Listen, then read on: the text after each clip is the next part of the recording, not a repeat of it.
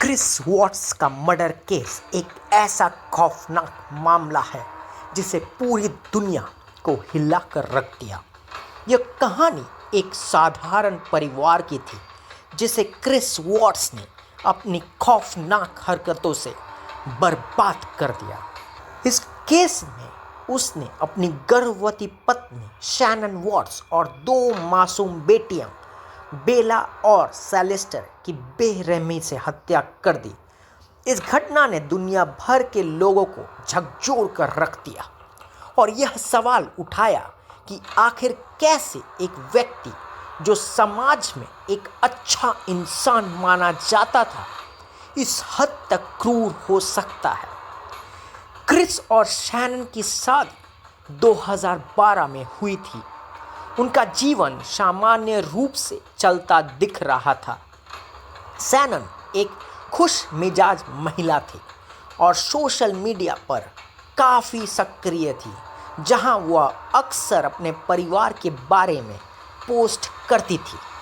उनके 2 प्यारी बेटियां थीं, बेला जो उस समय 4 साल की थी और सेलेस्टर जो सिर्फ 3 साल की थी। इसके अलावा शैनन तीसरे बच्चे के साथ गर्भवती थी और उसे एक बेटे की उम्मीद थी जिसका नाम उन्होंने पहले से ही निको रखने की सोची थी। बाहर से उनका परिवार एक आदर्श अमेरिकी परिवार की तरह दिखता था, लेकिन इस तस्वीर के पीछे छिपा था एक ऐसा सच जो धीरे धीरे सबके सामने आने वाला था। शैनन के साथ शादीशुदा जीवन में क्रिस का व्यवहार धीरे धीरे बदलने लगा। उसकी ज़िंदगी में एक और महिला आ गई थी। यह महिला क्रिस की सहकर्मी थी जिसका नाम निकोल कैसिंगर था। क्रिस ने अपने परिवार से छिपाकर निकोल के साथ संबंध शुरू किए।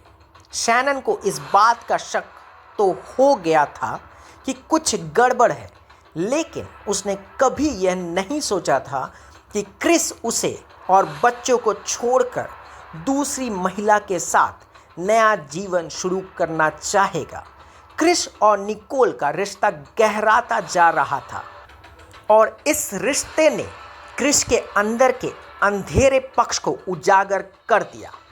उसने अपनी पत्नी और बच्चों के प्रति अपने कर्तव्यों को नज़रअंदाज करना शुरू कर दिया और निकोल के साथ अपने भविष्य की योजना बनाने लगा। इस प्रक्रिया में उसने अपनी पत्नी और बच्चों को एक बोझ के रूप में देखना शुरू कर दिया जो उनकी नई जिंदगी में बाधा डाल रहे थे। 13 अगस्त 2018 को शैनन एक व्यापारिक यात्रा से वापस घर लौटी। वह देर रात करीब 2 बजे घर आई और उसके बाद से वह और उसकी बेटियां कहीं दिखाई नहीं दी।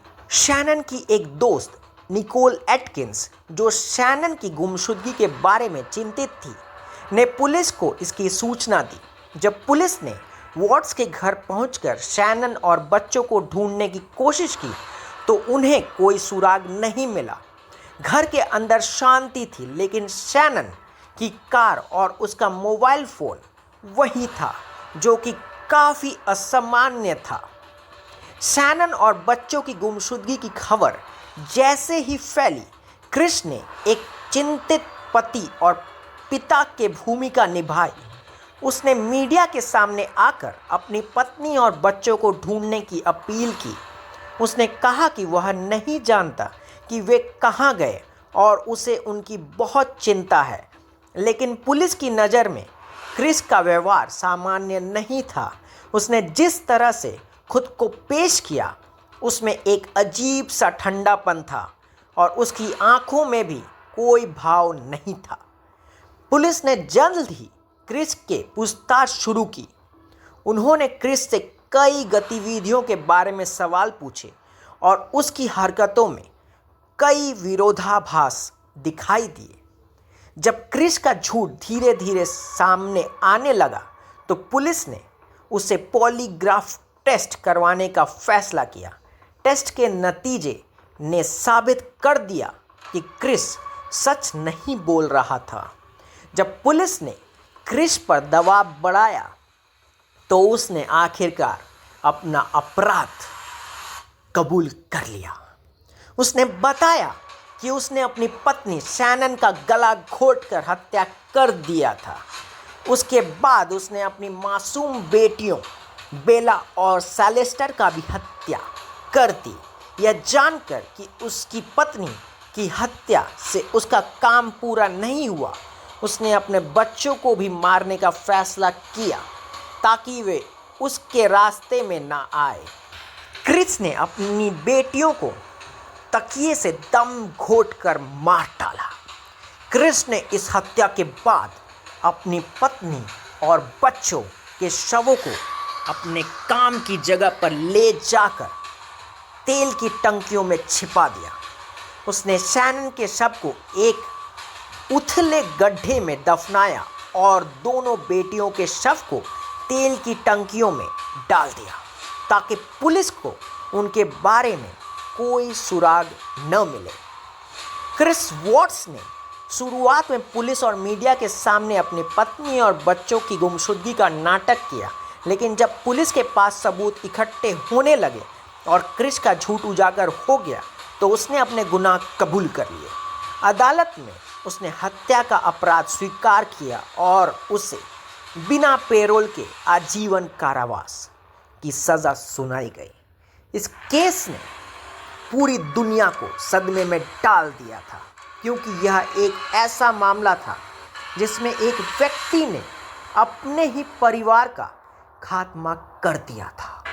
इस घटना के पीछे का कारण पता लगाना आसान नहीं था। क्रिस का मानना था कि उसकी नई जिंदगी में उसकी पत्नी और बच्चे एक बोझ बन गए थे। वह निकोल के साथ एक नया जीवन शुरू करना चाहता था और उसे लगता था कि उसकी पत्नी और बच्चे के रहते यह संभव नहीं था। इसके अलावा क्रिस मानसिक और भावनात्मक रूप से कमज़ोर होता जा रहा था और वह इस दबाव को सहन नहीं कर पा रहा था। उसने इस डर से अपनी पत्नी को मार डाला कि वह उसकी सच्चाई जान जाएगी और उसे छोड़ देगी। यह घटना एक चेतावनी के रूप में उभरी जो बताती है कि एक आदर्श दिखने वाले परिवार के पीछे क्या क्या समस्याएं छिपी हो सकती है। सोशल मीडिया पर वॉट्स परिवार का जीवन बिल्कुल सामान्य और खुशहाल लगता था, लेकिन अंदर ही अंदर यह परिवार टूट रहा था। क्रिस वॉट्स की कहानी ने यह भी दिखाया कि कैसे एक गलत फैसले और अवैध संबंध एक पूरे परिवार को बर्बाद कर सकते हैं। धन्यवाद।